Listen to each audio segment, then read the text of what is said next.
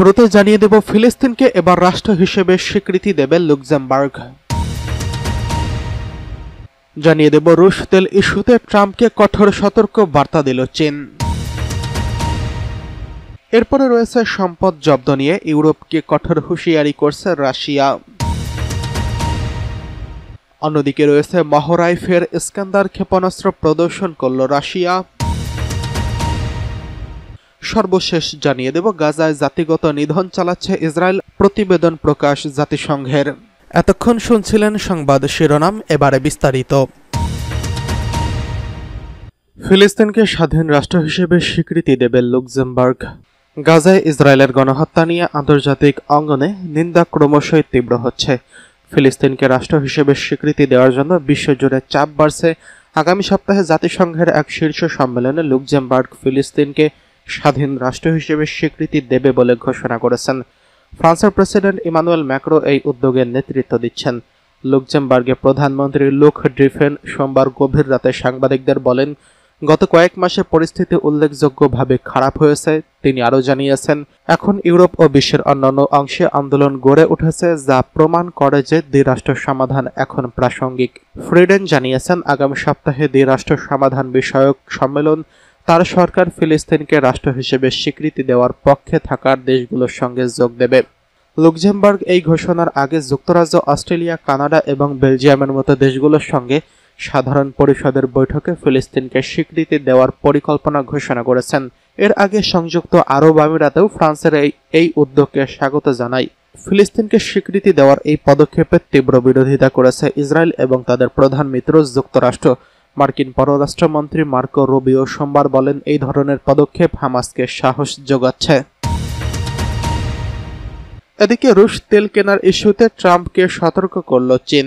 রাশিয়ার জ্বালানি তেল ক্রয়কে ইস্যুতে পরিণত করে চীনকে চাপে রাখার যে কৌশল নিয়েছে যুক্তরাষ্ট্রের প্রেসিডেন্ট ডোনাল্ড ট্রাম্প, তা থেকে তাকে সরে আসার আহ্বান জানিয়েছে বেইজিং।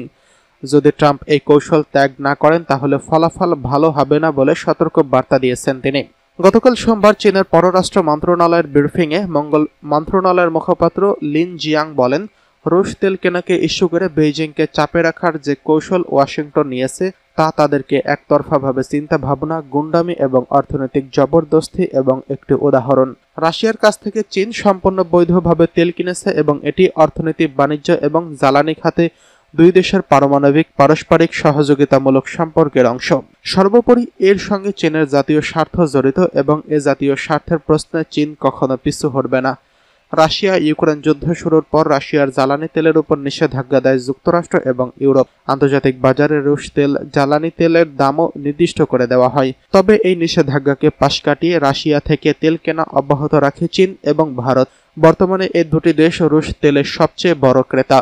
সম্প্রতি এই বিষয়টি নিয়ে ক্ষুব্ধ প্রতিক্রিয়া জানিয়েছে যুক্তরাষ্ট্রের প্রেসিডেন্ট ডোনাল্ড ট্রাম্প। তিনি বলেছেন, রুশ তেল ক্রয়ের মাধ্যমে এই দুই দেশ রাশিয়াকে যুদ্ধের অর্থ যোগাচ্ছে এবং শাস্তি হিসেবে ইতোমধ্যে ভারতের উপর 50% শুল্ক আরোপ করেছেন তিনি।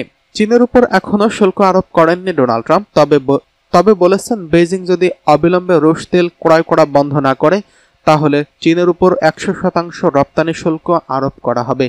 বিশ্বের শিল্পোন্নত দেশগুলো জোট G7 এবং ইউরোপের 27টি দেশ জোট ইউরোপীয় ইউনিয়নকে তিনি চীনের উপর অতিরিক্ত শুল্ক আরোপের জন্য চাপ দিচ্ছেন বলে জানা গেছে। এদিকে সম্পদ জব্দ নিয়ে ইউরোপকে রাশিয়ার হুঁশিয়ারি। এদিকে সম্পদ জব্দ ব্যবহারের পরিকল্পনা নিয়ে ইউরোপকে কঠোর হুঁশিয়ারি দিয়েছে রাশিয়া। দেশটি বলেছে, রাশিয়ার সম্পদ কেড়ে নেওয়ার ইউরোপের কোনো দেশের বিরুদ্ধে পদক্ষেপ নেওয়া হবে। 2022 সালে ইউক্রেনের সামরিক অভিযান শুরুর পর যুক্তরাজ্য এবং ইইউ দেশগুলো রাশিয়ার কেন্দ্রীয় ব্যাংক এবং অর্থ মন্ত্রণালয়ের সঙ্গে লেনদেন সীমাবদ্ধ করে। সেই সঙ্গে রাশিয়া 300 থেকে 350 বিলিয়ন ডলার মূল্যের সম্পদ জব্দ করে। বিপুল পরিমাণ এই সম্পদ এখন ইউক্রেনের সহায়তায় ব্যবহার করার পরিকল্পনা করছে ইউরোপীয় দেশ।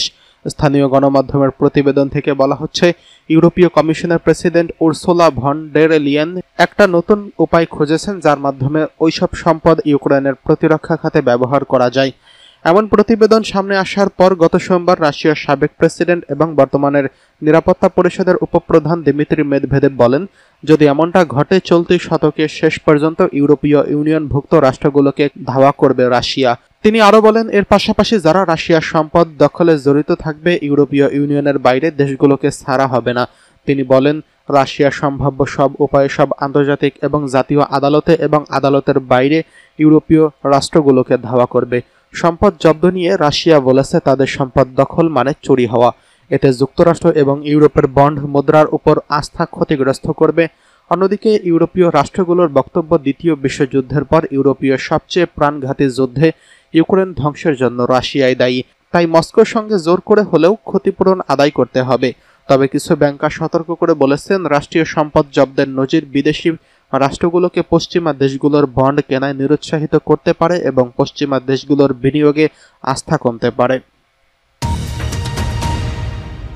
এদিকে মহড়ায় ফের ইস্কান্দার ক্ষেপণাস্ত্র প্রদর্শন করল রাশিয়া।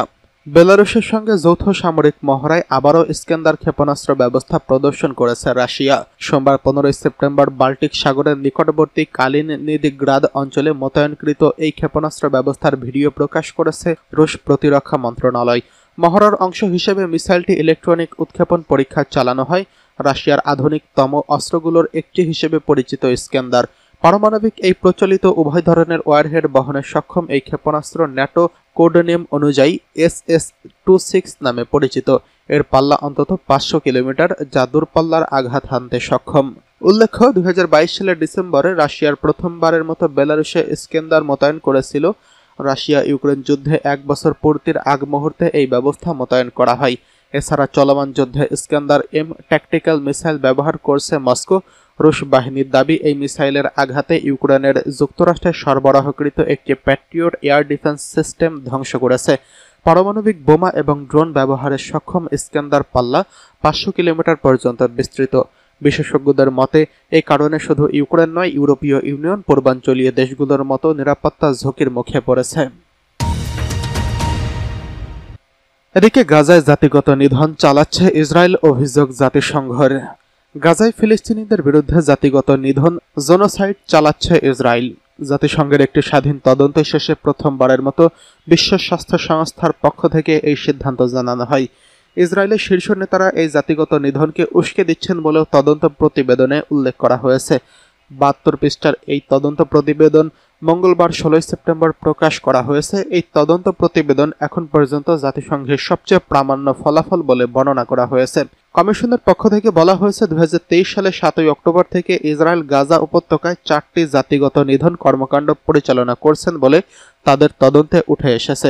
2023 সালে 7 অক্টোবর গাজায় ফিলিস্তিনিদের সশস্ত্র সংগঠন হামাস ইসরায়েলের হামলায় চালিয়ে প্রায় 1200 ব্যক্তিকে হত্যা করে। আরও 250 জনেরও বেশি মানুষকে বন্দী করে জিম্মি হিসেবে গাজায় নিয়ে যাওয়া হয়।